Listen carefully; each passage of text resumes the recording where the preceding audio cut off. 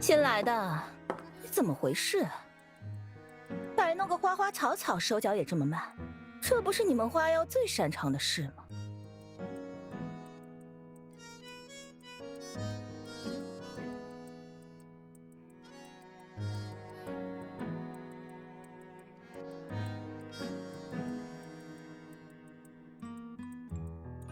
别说话，我来处理。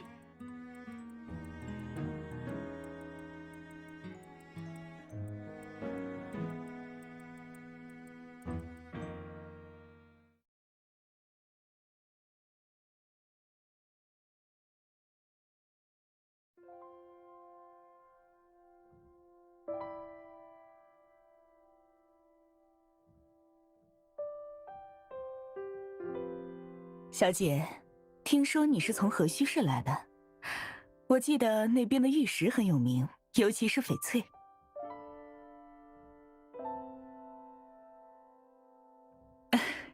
那真是再好不过了。Cheers。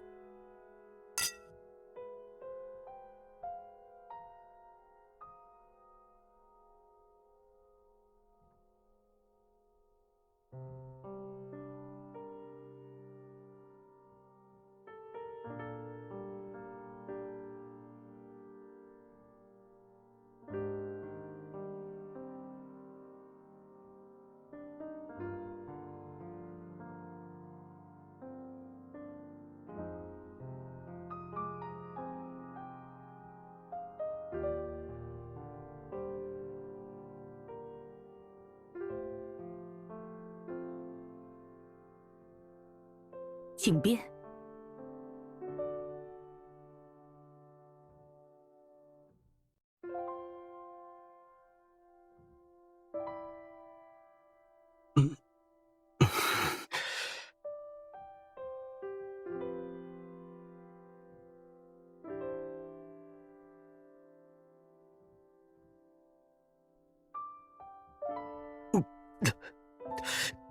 姐姐，是你，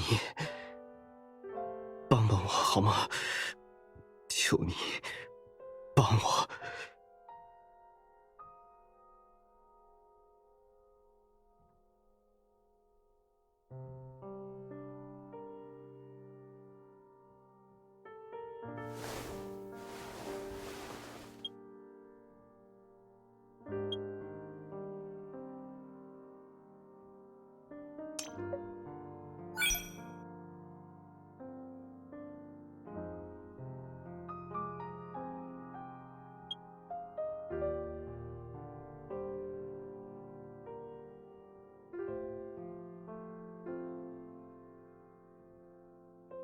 好，我答应你。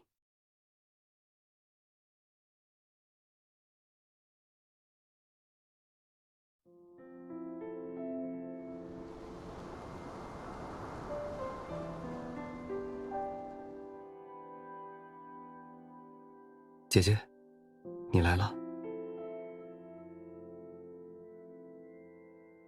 来听个故事吧，是个很古老的故事了，古老到要从陆氏先祖与饕餮的交易说起。上古时期，世袭爆发，战乱不断，世人只知我们陆家在那时与饕餮做了交易，得到了好处，从而造就了如今的富贵。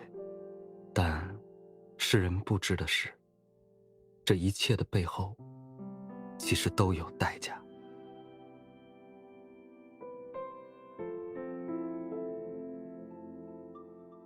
是很沉重的代价。交易的起因其实是因为当时人族无法镇压饕餮，只有特殊的陆氏血脉可以一试。饕餮抵挡不住诱惑，就答应了先祖。陆氏将世代以血喂养换取他的沉睡，以此使得饕餮不再作恶人间。正因为这场交易，饕餮贪婪可欲的天然本性为陆家带来了所谓的好处，也带来了灾难。如果你拥有足够多的信息追溯我们陆家的过去，你就会发现我们姓陆的，自从世袭爆发之后，就没有人能活过45这个寿数。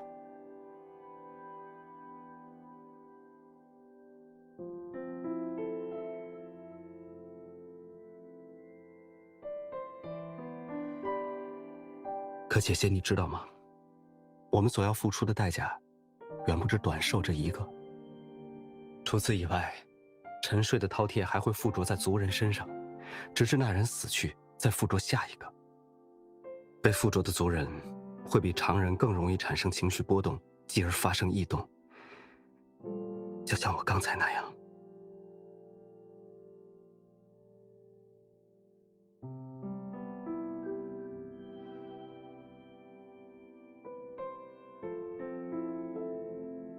如果不能及时吞噬珠宝来压制，等它在脸上完全绽开，我就会彻头彻尾变成一个疯子，直至死亡。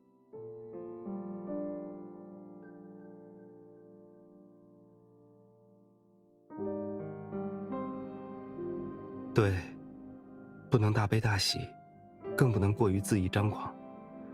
从小就要学会控制心绪，让感受只流于表面。如果可以的话，最好没有情绪，安安静静的，就像一个容器那样。可也有被附着的族人受不了如此压抑的生活，宁愿选择早早的自枪而亡。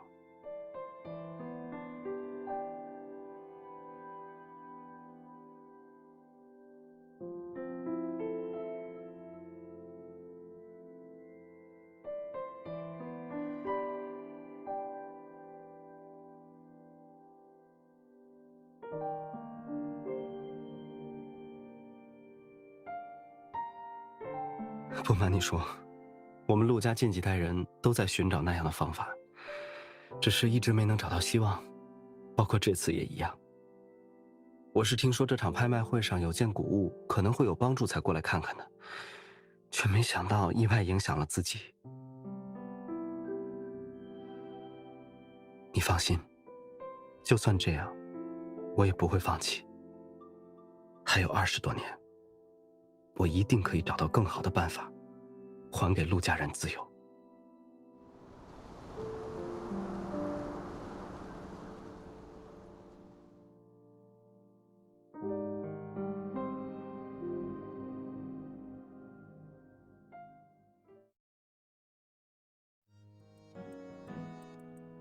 领班小姐，何必对一个小花妖如此咄咄逼人呢？我看他花摆得不错，只是速度稍微慢了些，没必要那么斗气。你又是……您是陆二少。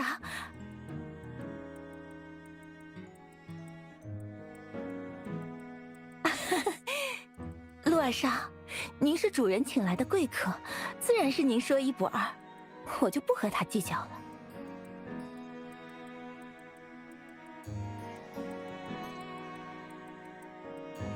这还差不多。另外，我看他很合我的眼缘，想带回我的房间。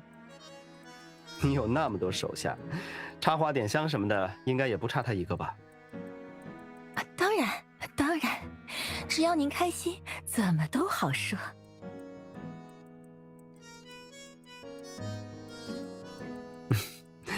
你们领班都答应了，小花妖，跟我走吧。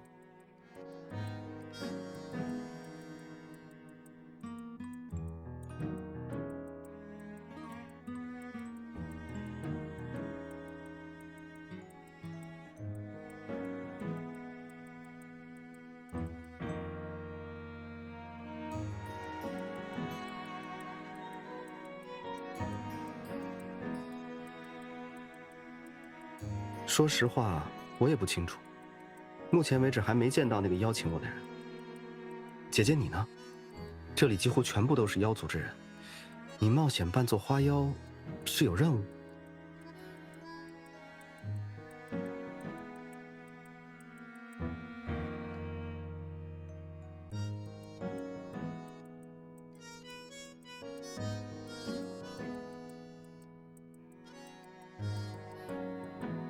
对，那个人留信的方式很神秘，也很特别，我从来没见过，但能感觉出他的实力很强。你也知道，我一直在寻找彻底镇压饕餮的方法，无论真假与否，宁愿错信也不能放过。所以我就答应了那个人可以见面详谈，而后他就以私人珠宝交流会的名义，邀请我来这市郊庭院小住。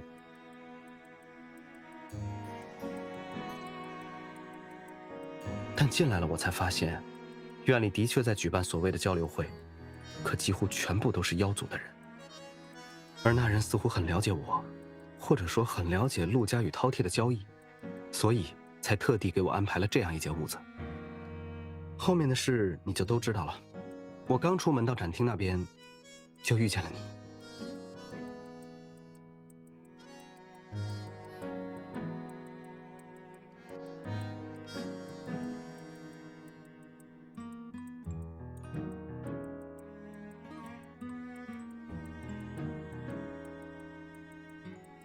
我本来还在猜想，那个邀我前来的人究竟会是何方神圣。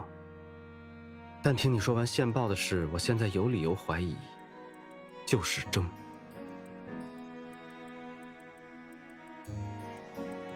万灵局不知道我在寻找镇压饕餮的办法，更不清楚有人在以此为由与我接触。同样的，见到你之前，我也没有收到过征死而复生、试图挑起争端的消息。假设把这两部分信息合二为一，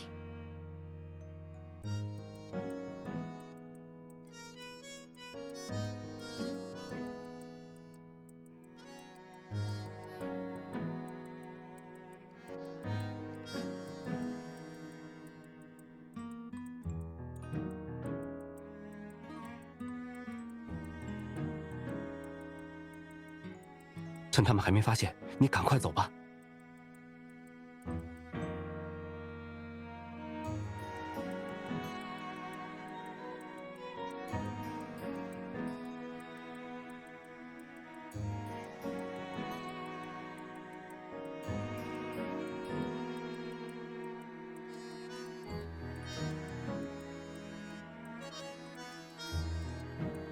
不行，我是受邀而来，这里的每一个妖族都知道我是谁。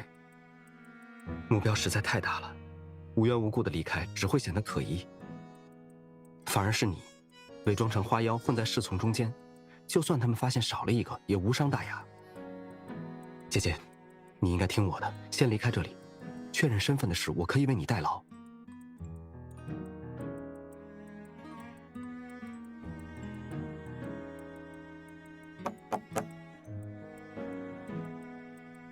陆二少，我家主人有请。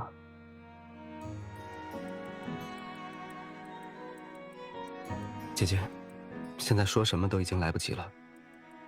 等会儿我会提出带你一起去见那个人，你到时找机会使用变妖仪。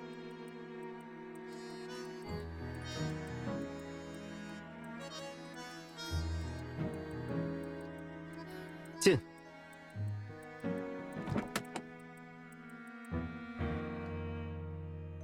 陆二少，打扰您休息了。我家主人想请您现在过去聊聊。他终于想起来还有我这么一个客人了。陆二少说笑了，您是贵客，我家主人自然把您放在心上。只是主人日前事务繁忙，现在才有空见您，希望陆二少不要见怪。行吧，反正也休息得够久，该出去走走了。你带路，顺便我还想带上他。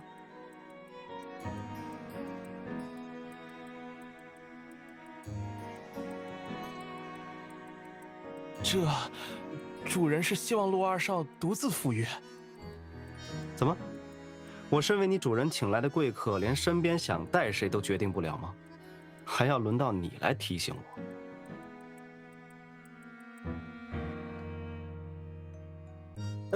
我没这个意思，当然是陆二少说了算。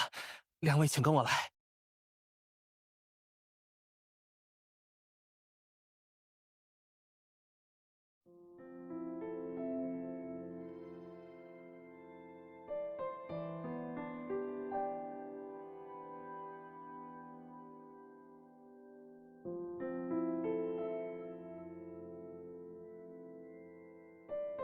姐姐在紧张，看你脸色有些不好。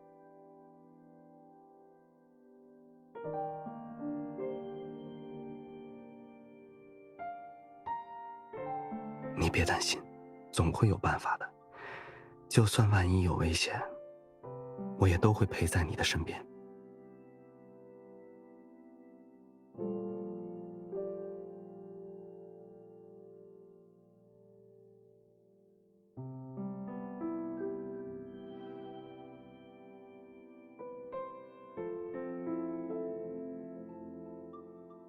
主人，陆二少到了。你下去吧。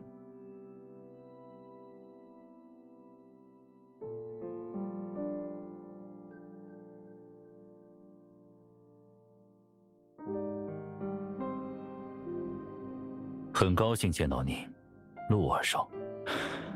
为了请你来，我费了不少心思。只是没想到你身边竟然还跟着一只花妖。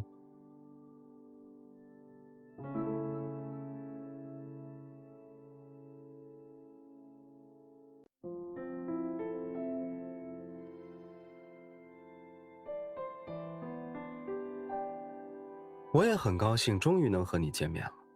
屋子里待久了，也实在没劲。至于我身边的小花妖嘛，这件事还得谢谢你牵线。要不是你邀请我来这儿，我也不会再见到他。哦。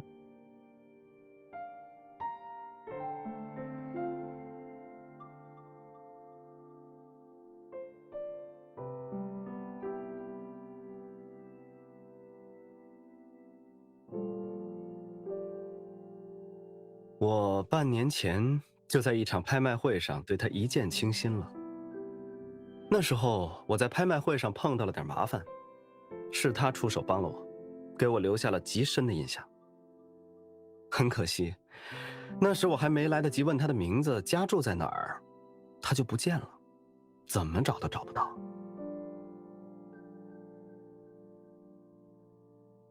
拍卖会结束以后，我想，也许人生就是这样吧，大家也不过是萍水相逢。更何况他与我并非同族，回到河虚市，就再也没机会再见了。没想到受邀来这座市郊庭院，竟然又见到了他，这样天赐的缘分，我怎么能不抓住呢？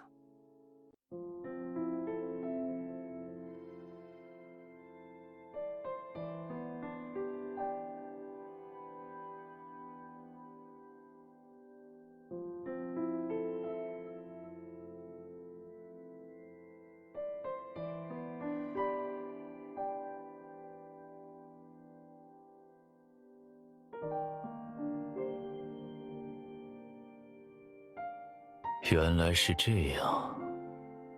世间都说人心痴妄，人族总是会为情所困。陆二少身为其中一员，会相信缘分这两个字，我能理解。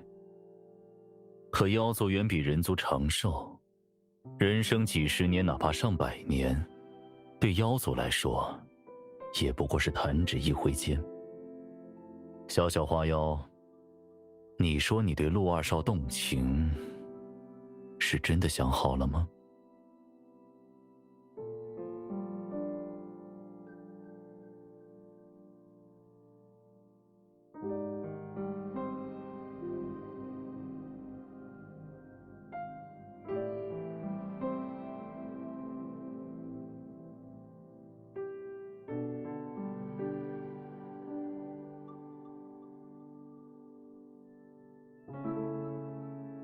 好一个相信！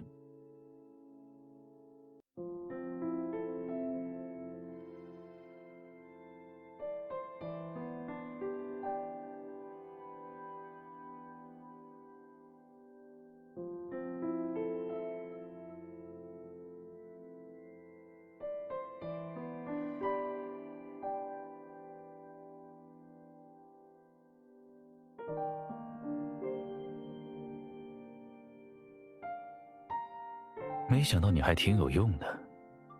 行吧，那就先这样。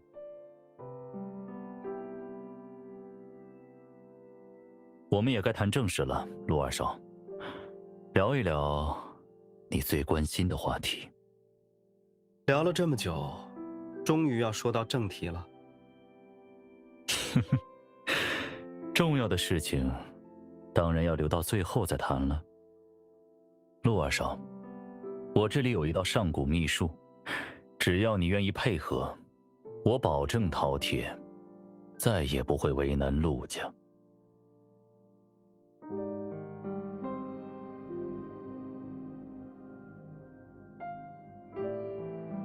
说实话，这些年我见过的所谓的镇压之法，没有上千也有800。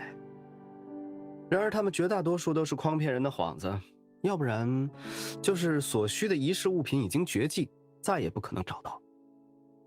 你说你有上古秘术能保证镇压饕餮，我凭什么信你？凭什么？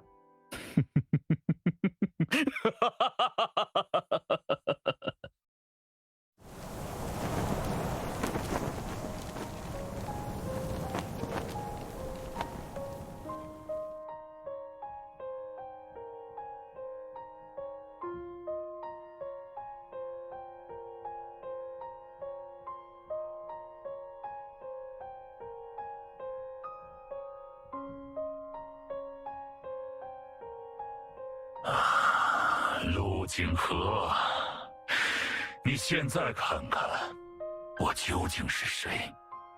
你还要问那句凭什么吗？张，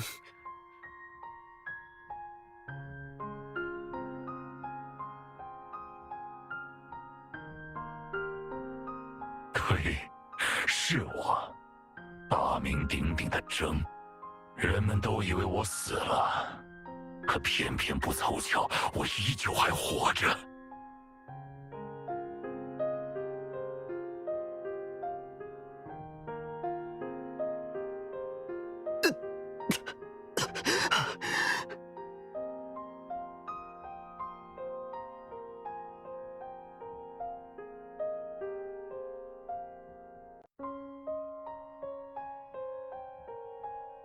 小花妖，你先带陆二少回去休息吧，等休息好了，我们再会。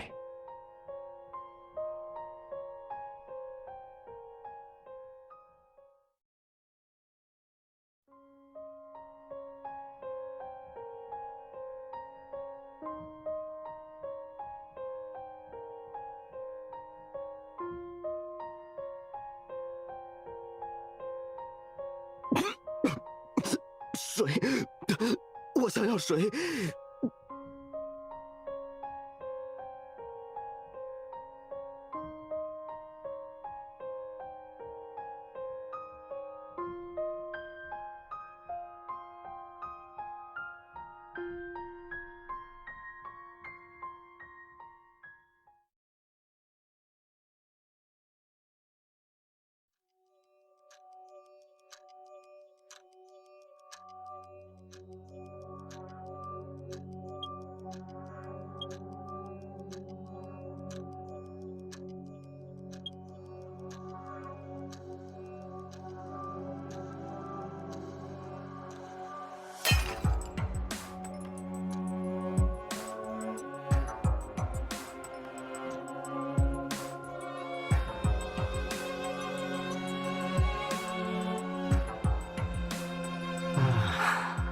我是谁？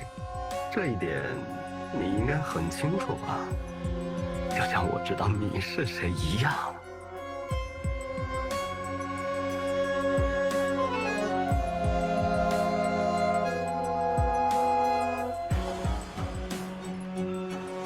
聪明。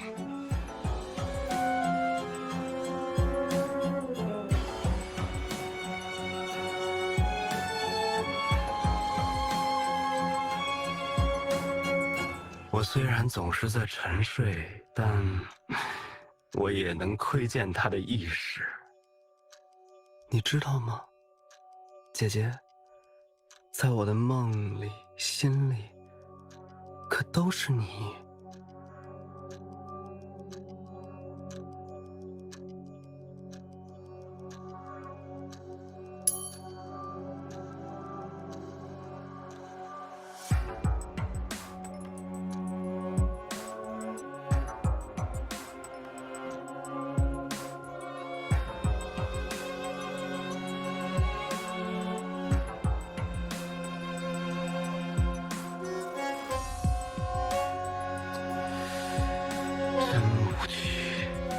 难得能醒来，居然没有好戏可看。罢了，罢了，你也别着急，这样的苏醒我维持不了多久。你心心念念的他，很快就会回来。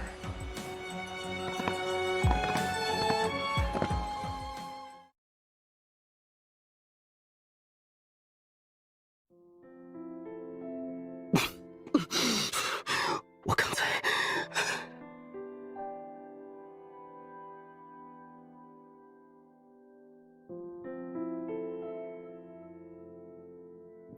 是蒸，刚才是蒸。姐姐，你没事吧？有没有受他影响？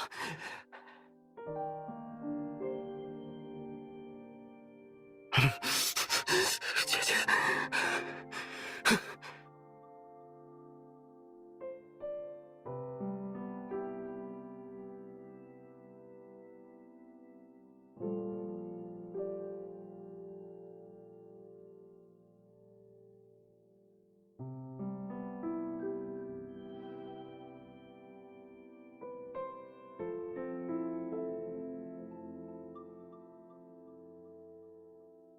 姐姐，你快走，不能再在这里待下去了。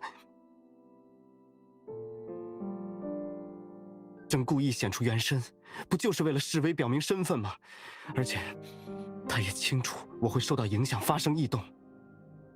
他就是想通过这种难忍的痛苦，好让我乖乖答应合作。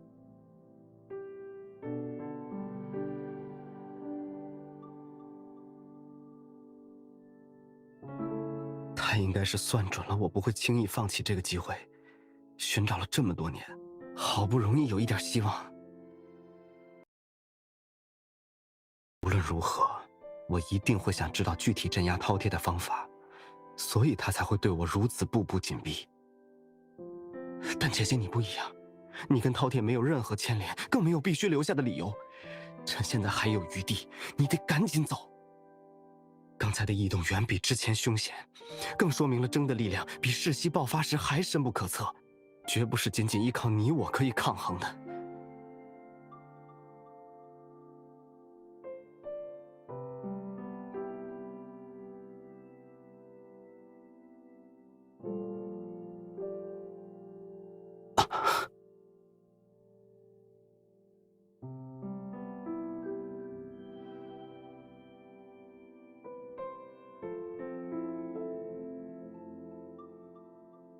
话虽如此，但是我相信，我可以找到另外的借口去掩饰。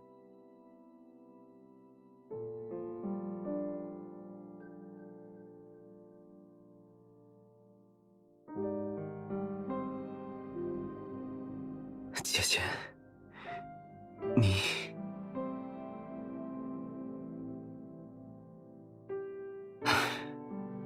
好吧。我们至少先从征那里想办法了解秘书详情，再讨论是否离开。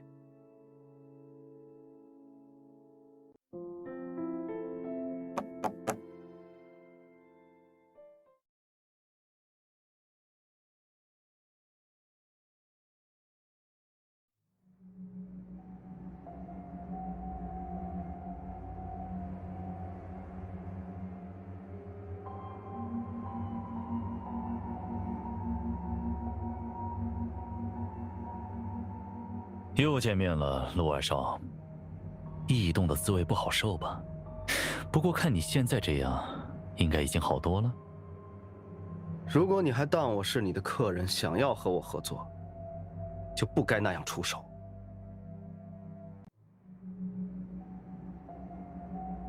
别生气嘛，陆二少，我没有什么坏心思，只是觉得，唯有深刻体会痛苦，切实感受到意识被剥夺，人才能真正知道自己想要什么，不是吗？陆二少，你不用现在就告诉我答案，不如这样，我们先来看点有趣的东西。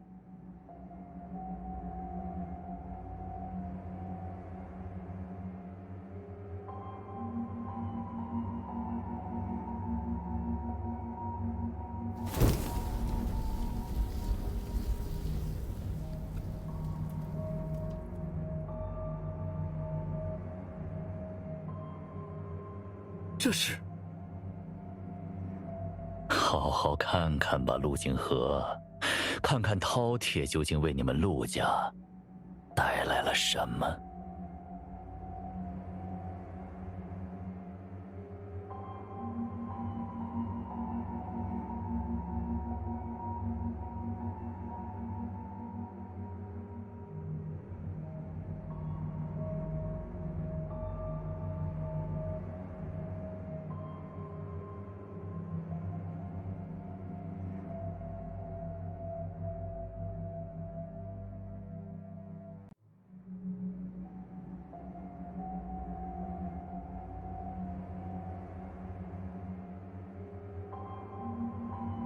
父亲，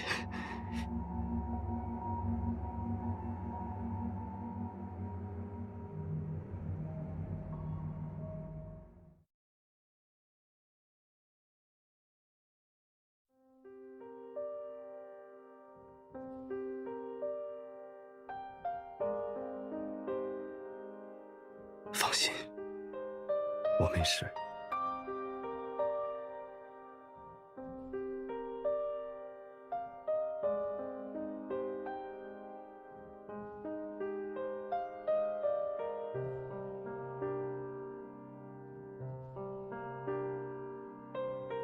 正，你别以为我不知道你为什么给我看这些记忆。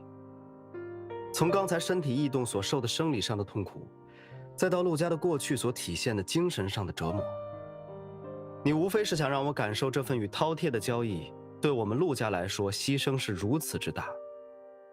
你想让这份痛苦冲昏我的头脑，让我为了换取族人的自由，直接不计后果地答应与你合作。只是很遗憾，我没有你想的那么不理智。先告诉我秘术的细节，而后我才会由此考虑是否与你合作，否则免谈。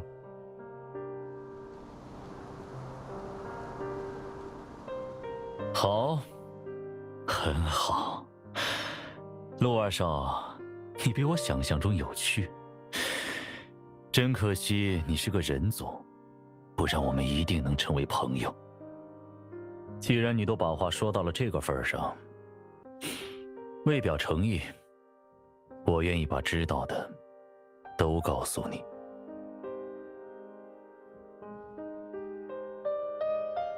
所谓彻底镇压饕餮的秘术，其实是一个只有上古大妖才知道的风灵仪式，而它的真言是：金石为起，困木为首，取100年朱红玉为穗，得1000年妖修去风。届时天地变色，引气出体，饕餮脱胎成凝元，罗玉入果消阴游。至此，风灵已成，饕餮未死即囚，千秋万世不得返魂。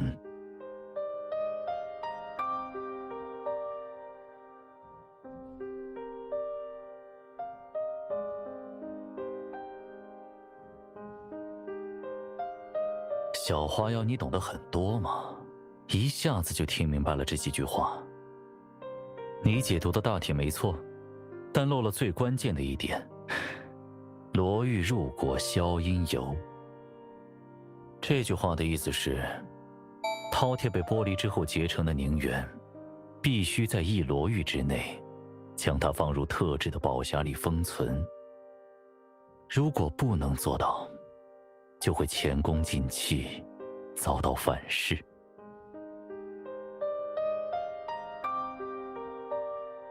听明白了，你的确很有诚意。但如果我没猜错，你想要的是那个装有饕餮凝元的宝匣吧？我就喜欢和聪明人说话。可如果凝元封存在宝匣里，即为饕餮被镇压，他未死即囚，千秋万世不得返魂，那你要宝匣还有什么用？这个嘛，陆二少，你我都知道，我们道不同不相为谋。我要是说拿去做好事，你肯定也不信。装有饕餮凝元的匣子，可以视为一种举世无双的珍宝。制器、炼药、化丹，无论如何使用，对妖族来说，都是很滋补的东西。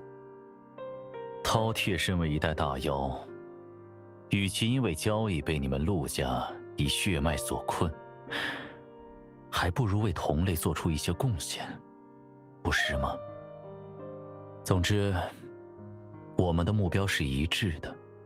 一旦事成，我保证，你们陆家人再也不会短寿，也会获得永远的自由与安宁。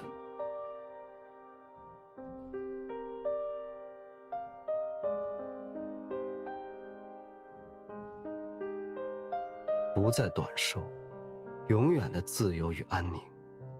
你的话，我能信吗？陆二少，在世人眼里，我虽桀骜凶恶，但食言可不是我的个性。倒是你们陆家，已经为人族付出了足够多的时间与生命，难道真的要错过这次机会吗？我也好心提醒你一句，60甲子年之内最适宜启动仪式的今时之日，就在后天未时。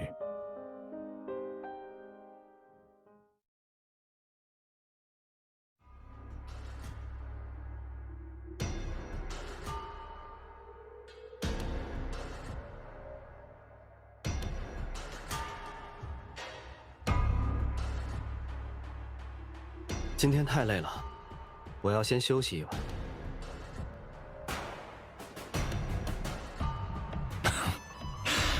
陆二少的心情我能理解，人心牵扯太多，做选择总是很难。只是时间之于你我都很宝贵，陆二少的考量应该不会让我等太久吧？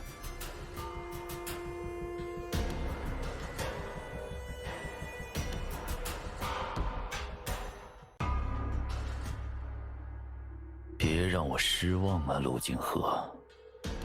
我堂堂上古大妖能对人族如此，已经足够仁至义尽。如果你实在那么不识相，不肯乖乖配合，就别怪我先礼后兵，脏一脏手了。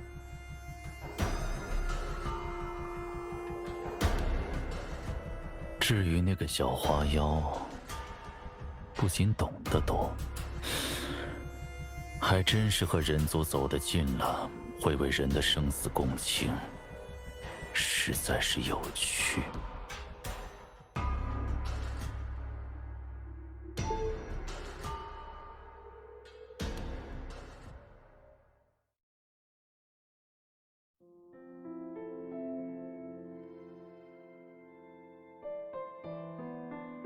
今时之日就在后天未时。他是算准了时间不让我离开。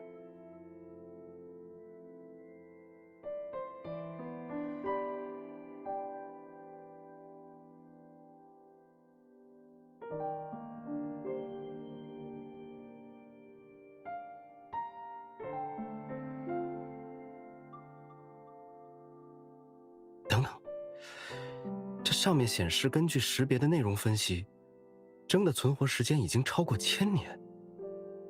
他不是在上古时期曾被镇杀，然后再死而复生的吗？怎么会存活这么久？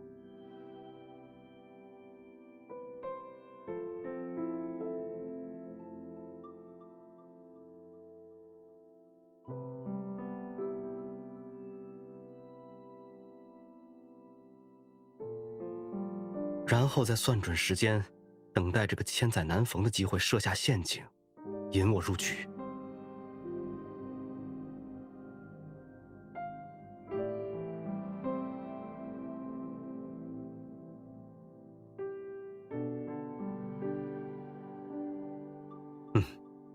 抛开他本身的力量已远胜从前不谈，以他这样上古大妖的身份，想要精进增益，根本用不着这么大费周章。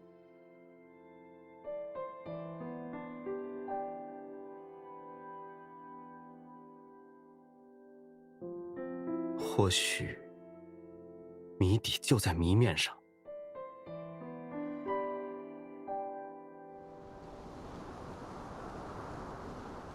他既然想通过我利用饕餮，那关键就在于风铃仪式中他会使用什么样的手段。所以由此看来，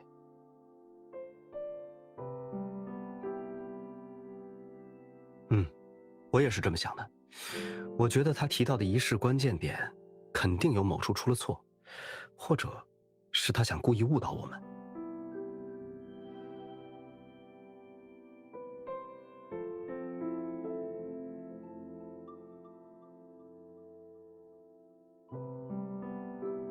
罗玉入果，消阴油。那个宝匣，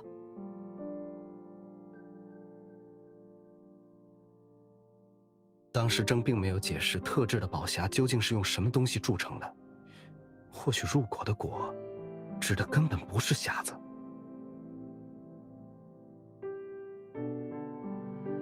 极有这个可能。如果这样的话，那他的要求也就说得通了。如果宝匣无法封存饕餮的灵元，他就一定有别的办法使得饕餮重现原身。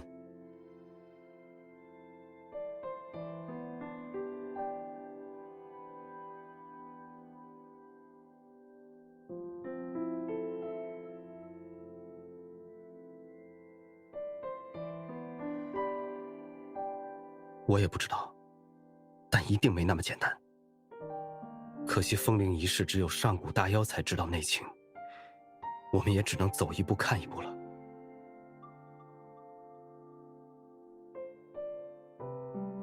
姐姐，你怎么了？突然有些走神，是不是花园里太冷了？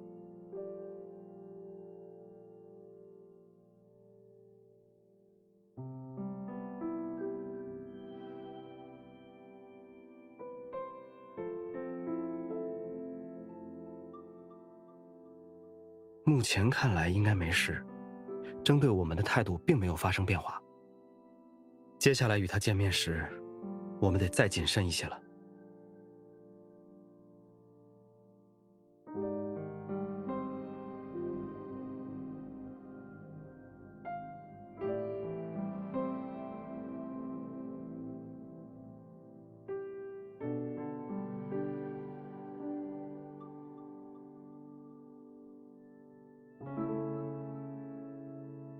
你呢，姐姐？如果是你，你会怎么选？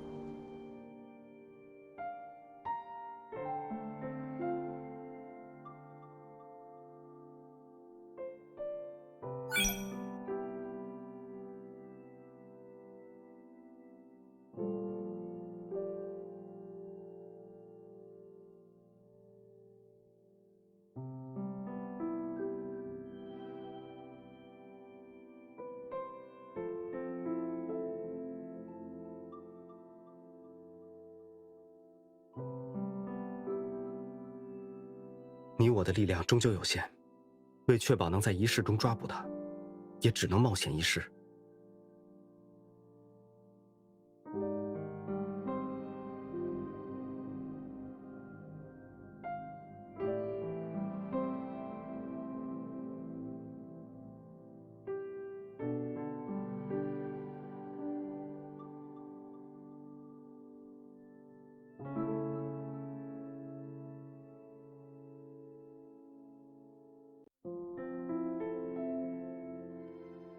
在整个仪式过程中，征都必须持续施法，所以，如果到最后宁渊真的无法被封存，我们就只能直接出手攻击他，以命相搏，即便身死，也要全力破坏仪式，来阻止他的野心。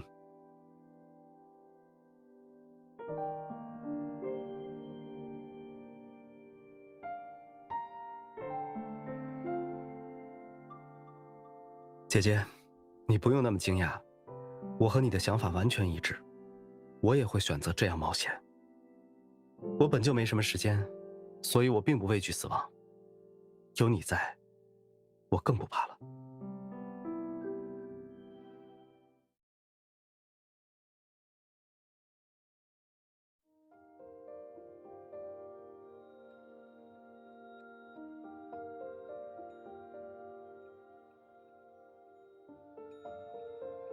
这就是竹营，要怎么做？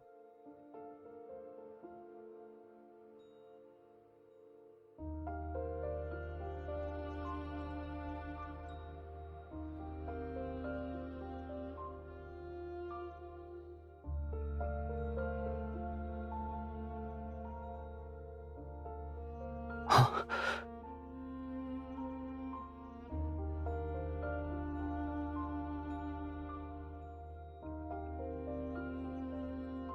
真好看。如果真的是和你一起放萤火就好了。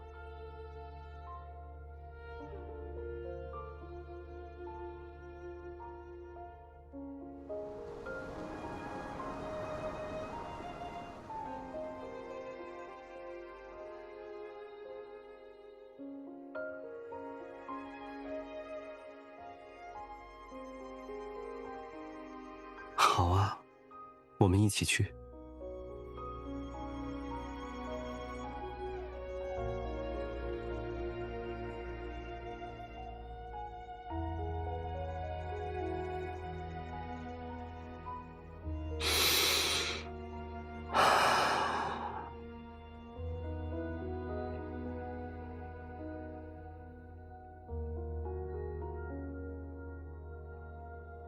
好，要我怎么做？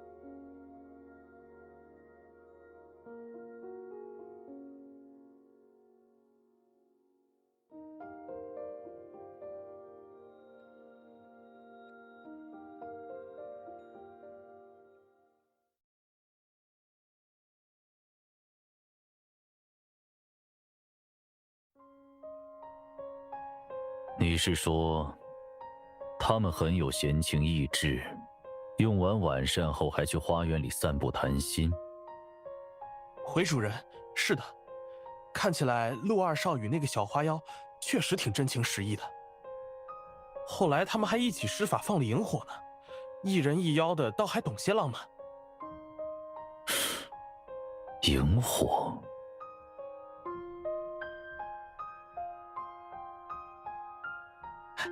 主人您看，就是这种常见的萤火虫，我特地在远处抓了一只。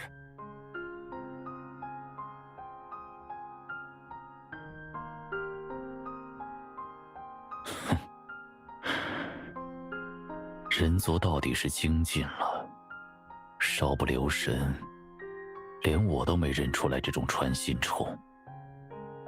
这么说，那个小花妖，哦不，那个人，难怪我说他怎么会对人族那么情真意切。主人，您是说？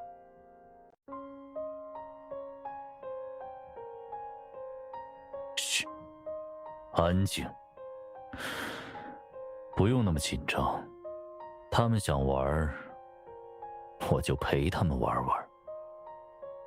反正我已经提前设下了陷阱，刚好能派上用场。我们等着看吧。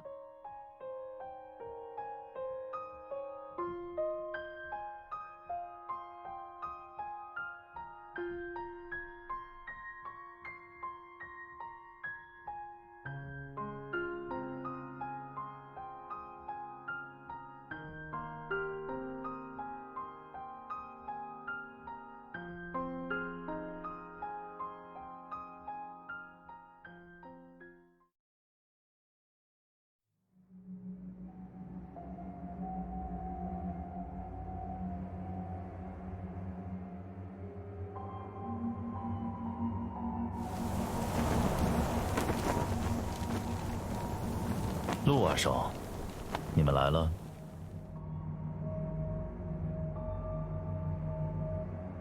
这几位是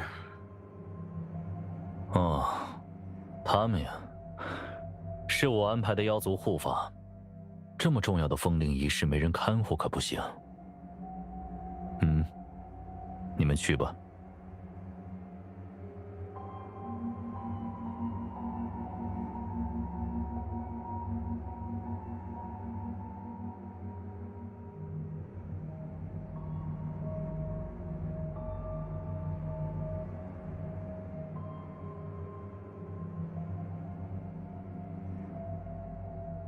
姐姐，怎么了？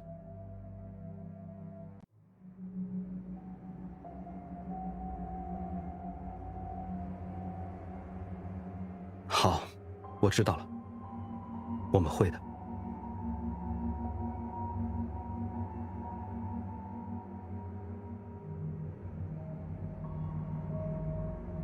两位的感情可真好，不过现在可不是说情话的时候。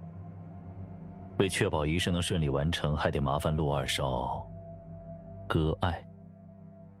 割爱，什么意思？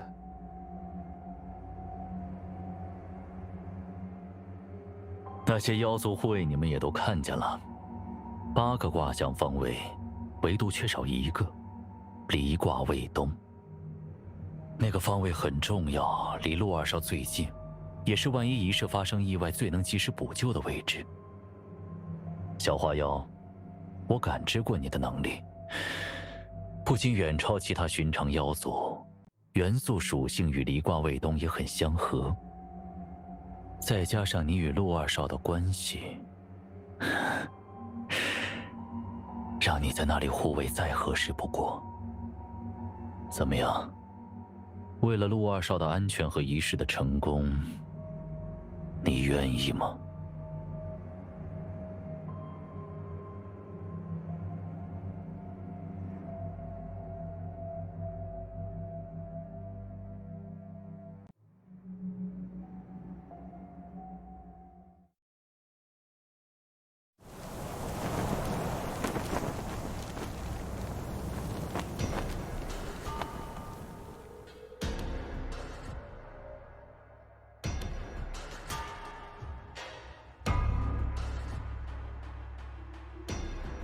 朱红玉为岁，1000年妖修去封。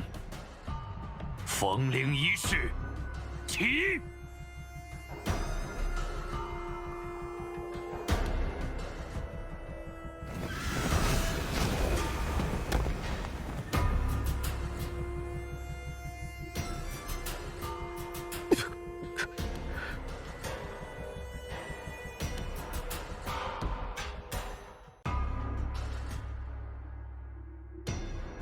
陆二少，这才刚刚开始。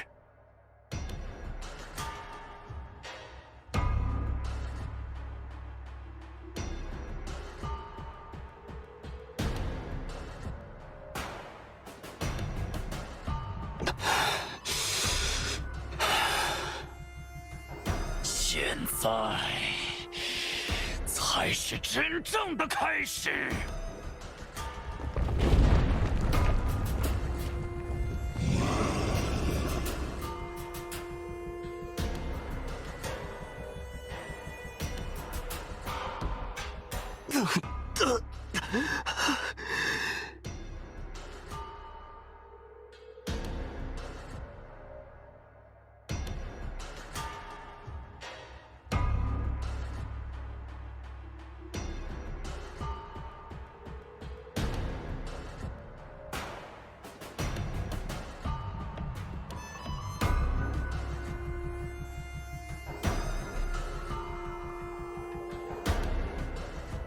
痛苦吗？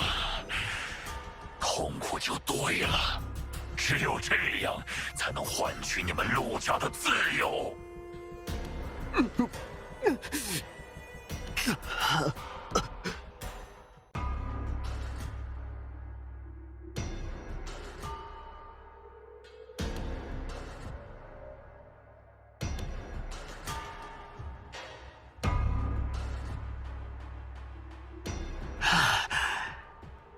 这么多年，我又要重见天日了吗？你闭嘴！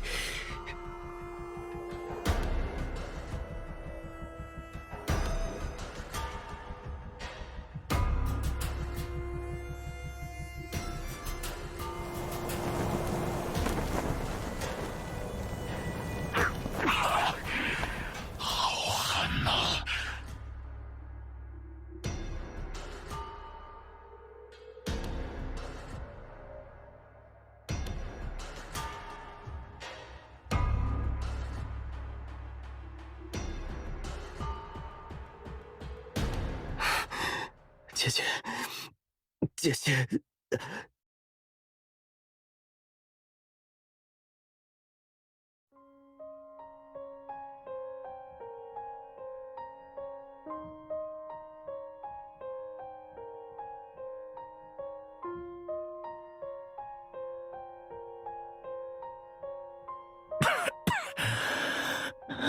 终于成功了，陆二少，你知道接下来该怎么做？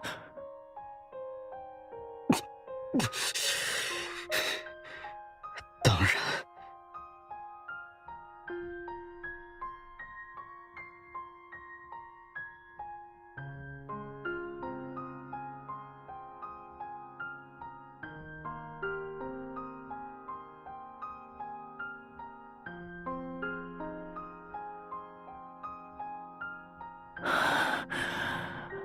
陆二少，你什么意思？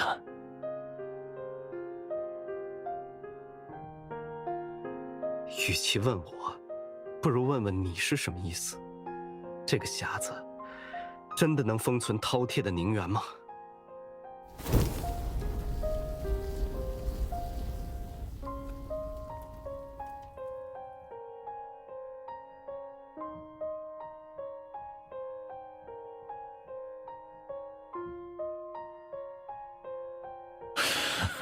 好，好，好，果然和我想的一样，你们根本没打算诚心与我合作。不过很可惜，会骗人的不止你们，最后的赢家只会是我。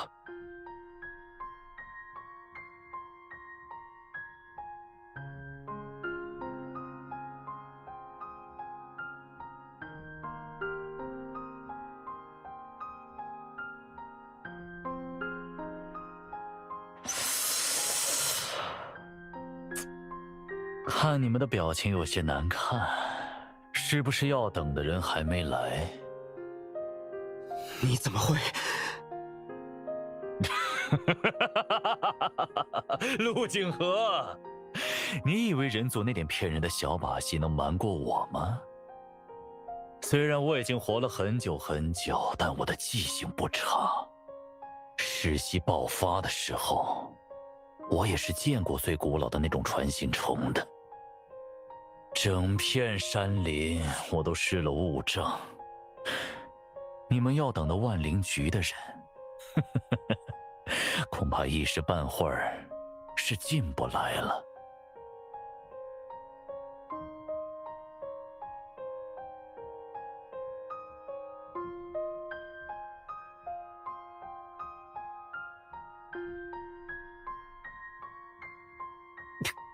陆氏有言，饮血为基，破！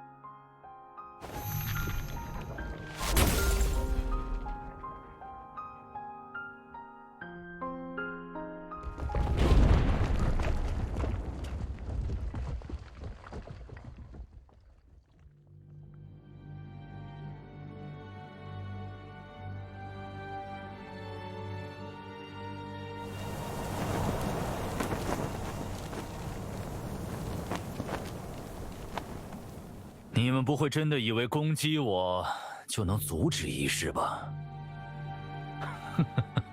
仪式一旦开启就必须完成，一罗域的限制依旧存在。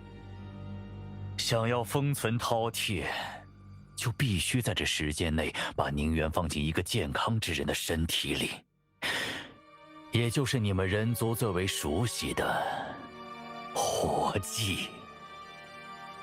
否则等时间一过，被剥离的饕餮凝渊就会重新化为实体，再临人间。你说什么？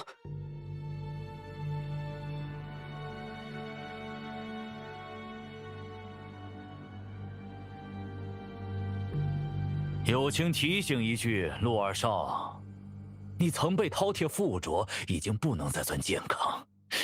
如果你选择自己吞下，就会彻彻底底的变成饕餮的容器，成为一只生死不知、意识不明的怪物。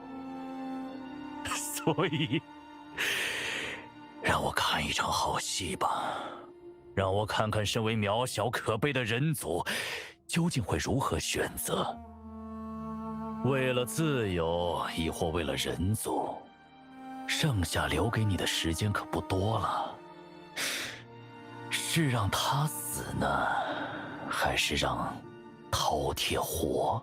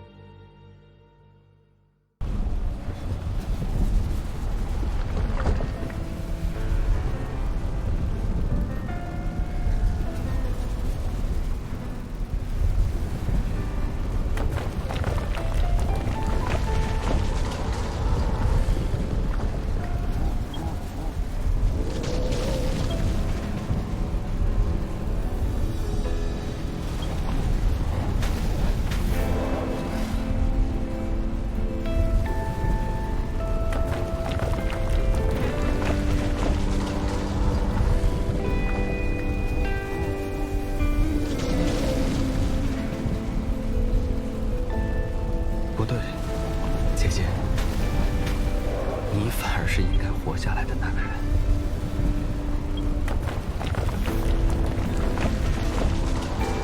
我和你，终究有一个人要牺牲，而我本就时日无多。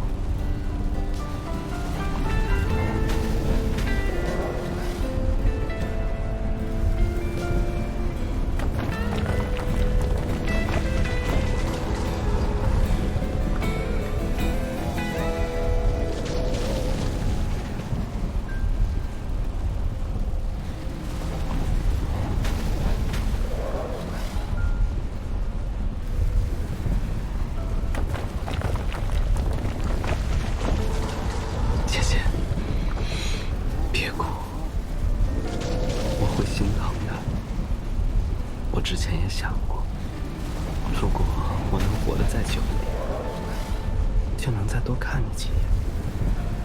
可上天偏偏要我选择，而前方又是地狱所筑的深渊，所以这条路就让我一个人走吧。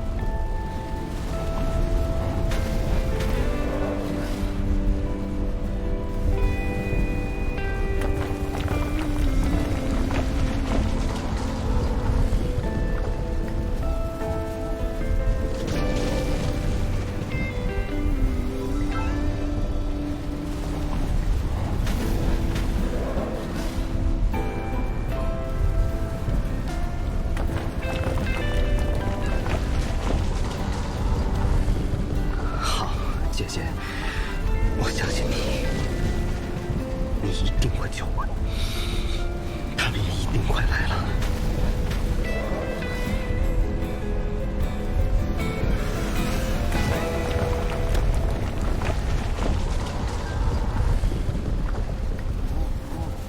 姐姐，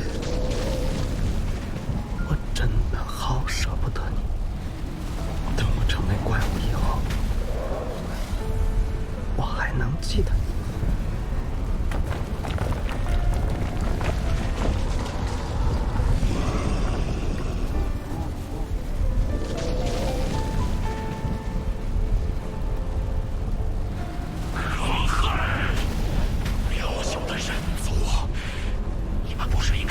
的机会拼死胜过吗？你们毁了我的计划，我要你们给我陪葬！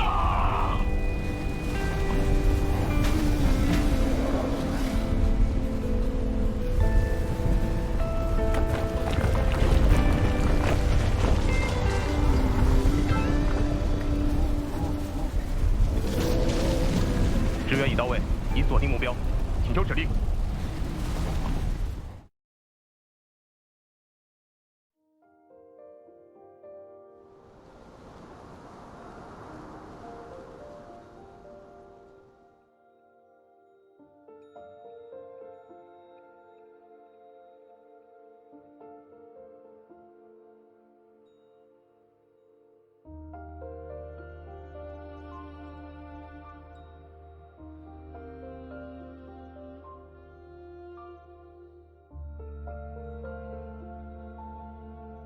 姐姐，你醒了？没事吧？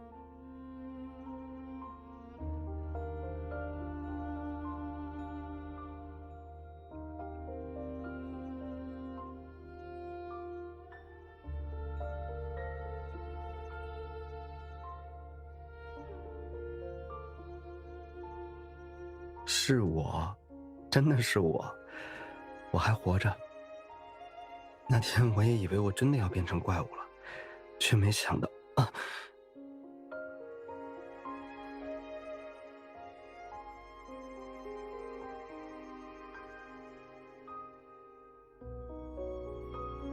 啊！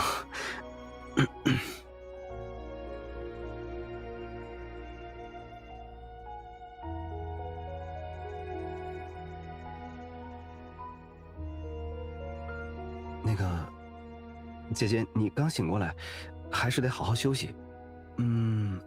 我给你削个水果吃。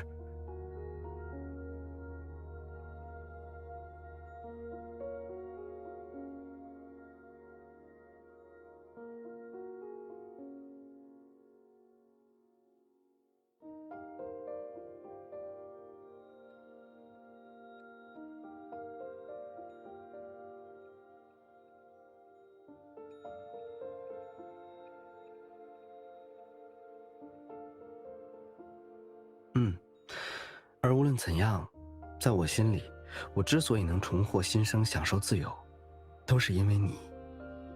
这份情谊，我想我会用一辈子来偿还。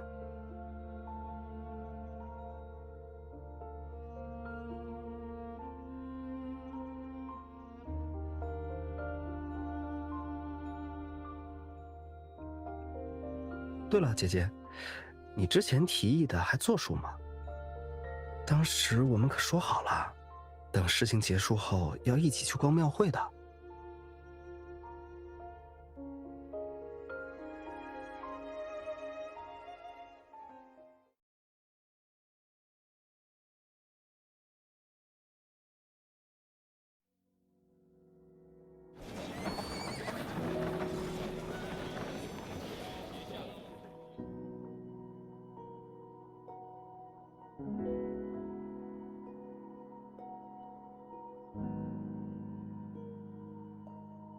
算是消失了吧，它已经不再具有实体与意识，而是化成了一股力量与我的身体相融，再也没办法分开了。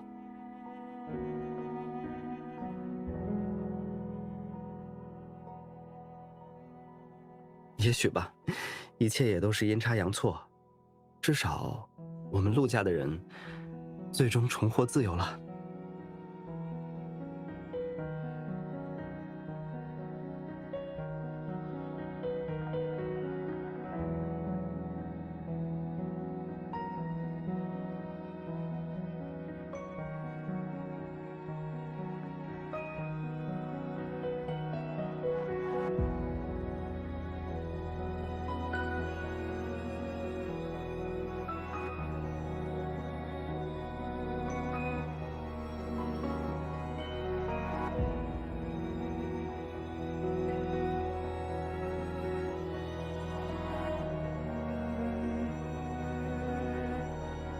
我喜欢你，一直以来都是如此。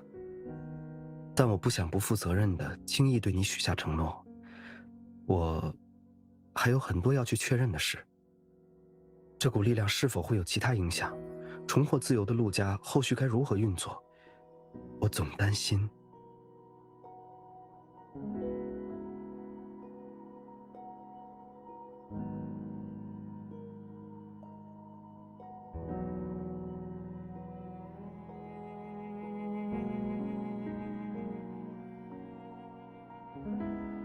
好，姐姐，我们一起。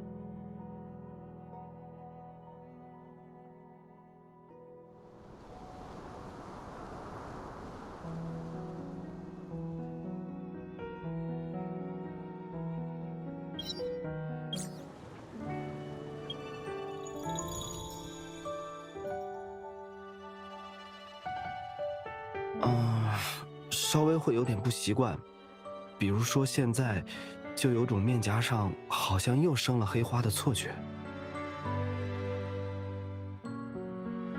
可能是饕餮的力量太过蛮横汹涌了，还需要时日来调理适应吧。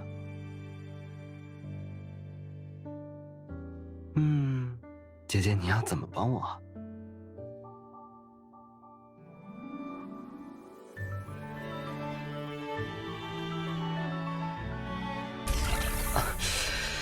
总觉得还是有点不对劲，姐姐，你要不要再试试？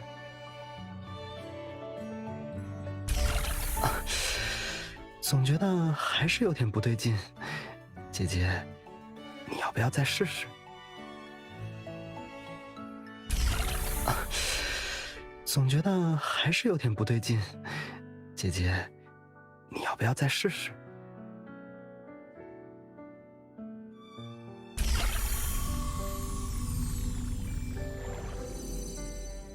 触碰这里，是想听见我的心声，可我的心意你明明都知道了。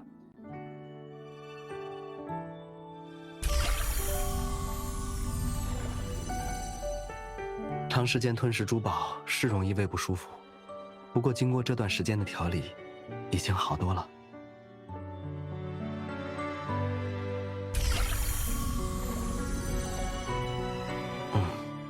我永远都会记得，因为有你，我的脸上再也不会生出绽放的黑花了。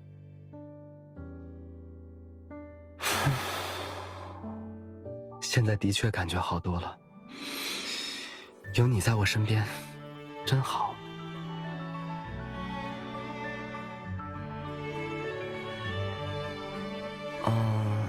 那姐姐，你能不能先别走？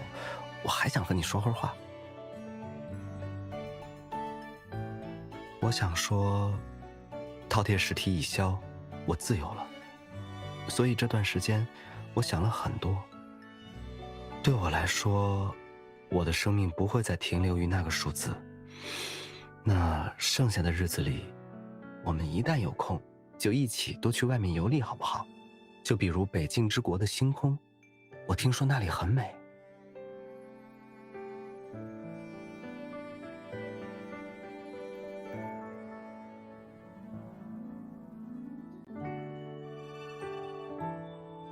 当然了，姐姐，我知道人生很漫长，而我选择的旅伴只有你。无论四季流转，还是风花雪月，这世间的美好，我都只想和你认认真真的去看一遍。